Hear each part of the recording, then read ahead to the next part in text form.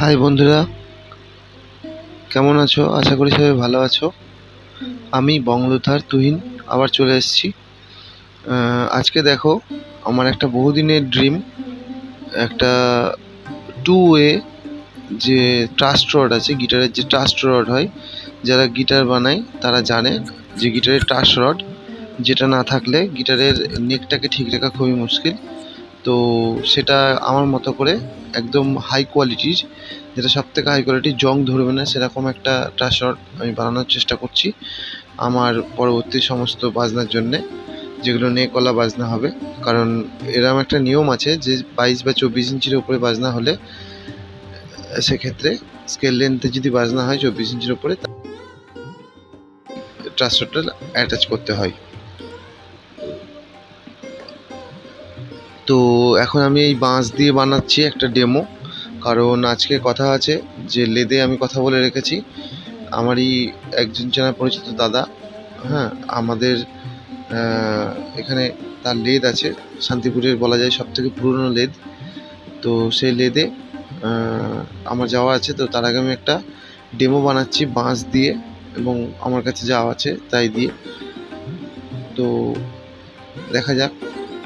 তো এটা প্রথমে তৈরি করব, তোমরা দেখতে থাকো আমি এটা কীভাবে বানাচ্ছি। আর তার সাথে আমি ট্রাস্ট রড নিয়ে বেশ কয়েকটা কথা বলবো। আমি যে কটা ট্রাস্ট রড এখন অবধি দেখেছি সেগুলো সব ওয়ান ওয়ে ট্রাস্ট রড, অর্থাৎ সেগুলো শুধুমাত্র যদি তারের টানে গিটারের নেক যদি সামনের দিকে বেঁকে যায়, সেক্ষেত্রে শুধু সেটাকে খানিকটা সোজা করার চেষ্টা করতে পারে। সোজা করে এরম বলা যাবে না, কারণ ওয়ান ওয়ে, অর্থাৎ সেক্ষেত্রে ফুল টেনশন সবসময় তৈরি হয় না। কারণ আমি এমন ট্রাস্ট রডও দেখেছি যে একই নাটের উপর নাট, একই নাটের উপর বোল্ট ঝাল করে দিয়েছে, মানে সেটা কোনো কাজেরই না, এবং সেটাকে চাপ দিতে গিয়ে ভেঙে গিয়েছে। তো সেই জায়গা থেকে দাঁড়িয়ে মানে আমি বারবার একটা কাজকে করতে ভালোবাসি না।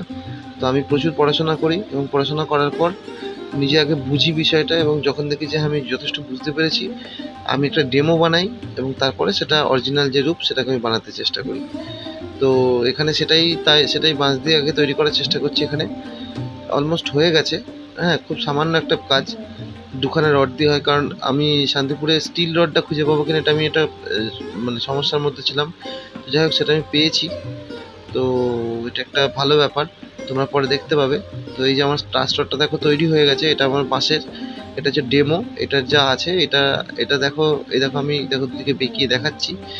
আমি একা হাতে করছি এখানটাতে। আহ,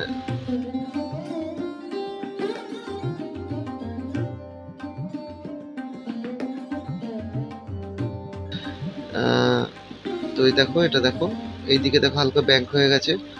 তো এটা যেহেতু বাঁশের, খুব বেশি চাপ দিতে পারছি না, কারণ নাটটা বারবার খুলে যাচ্ছে। এটা জাস্ট ডেমো, আমি মিস্ত্রিকে গিয়ে জাস্ট দেখাবো যাতে রডের উপরে থ্রেডটা কাটতে পারে।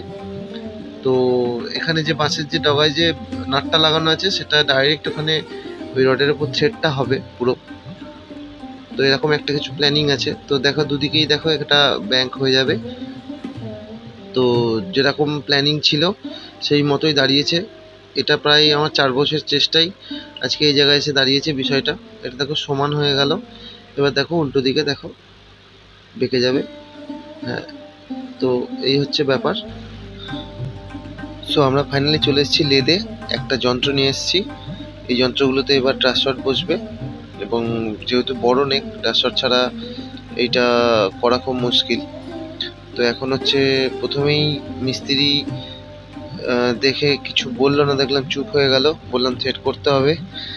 তো থ্রেড বানাতে গিয়ে যে প্যাঁচ আর কি, প্যাঁচটা কাটতে হবে। তো মিস্ত্রি দেখেই বললো যে এই মাপের বোধহয় হবে না। তো মিস্ত্রি তাও প্রায় 20-25টা যে থ্রেড যে কাটার যে গেজ বিভিন্ন রকমের, সেগুলো না বললেও নামিয়ে চেষ্টা করছে। এখন দেখা যাক। তবে বারবারই বলছে হবে না। তবে এক্সপিরিয়েন্স মিস্ত্রি, বুঝতে পারছি না কি হবে। দেখা যাক, না হলে কিভাবে হবে এটা আবার নতুন করে ভাবতে হবে। তো এই যে মিস্ত্রি একটা যা হোক বের করেছে। তো আমি যেটুকুনি কাছে গিয়ে একবার দেখার চেষ্টা করছি যে এটা হচ্ছে কিনা। তো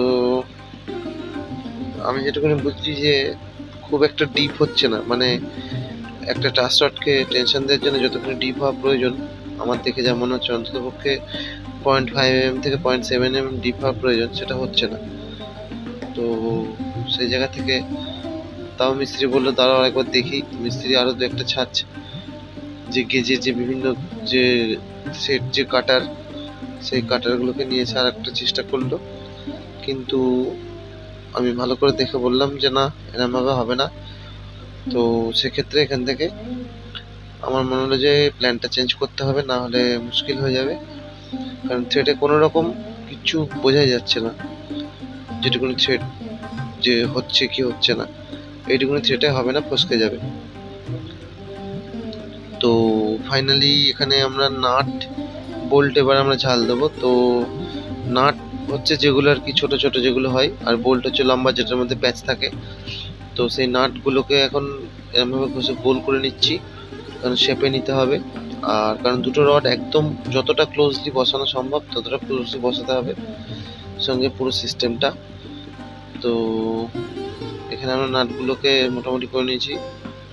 এই মিস্ত্রি সাংঘাতিক এক্সপিরিয়েন্স, মানে মারাত্মক। আমি এরকম মিস্ত্রি এরকমভাবে মেশিন ধরে চালানো আমি খুব কম মানুষের দেখেছি, বিভৎস স্টেডি হাত।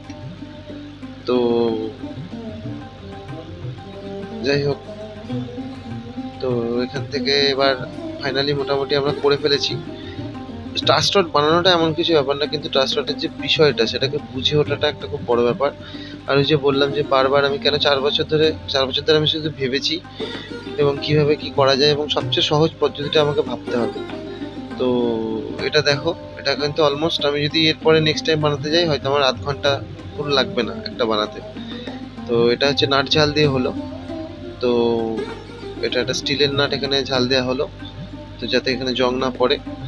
তো এই পুরো বিষয়টাই হলো স্টিলের, প্রত্যেকটা টুকরো এখানে স্টিলের আছে। ইভেন যে ঝালটা দেওয়া হচ্ছে সেই ঝালটাও এমন একটা ঝাল দেওয়া হচ্ছে যেটা খুব ভালো মেটেরিয়ালের, যাতে জং ধরার চান্সেস নেই।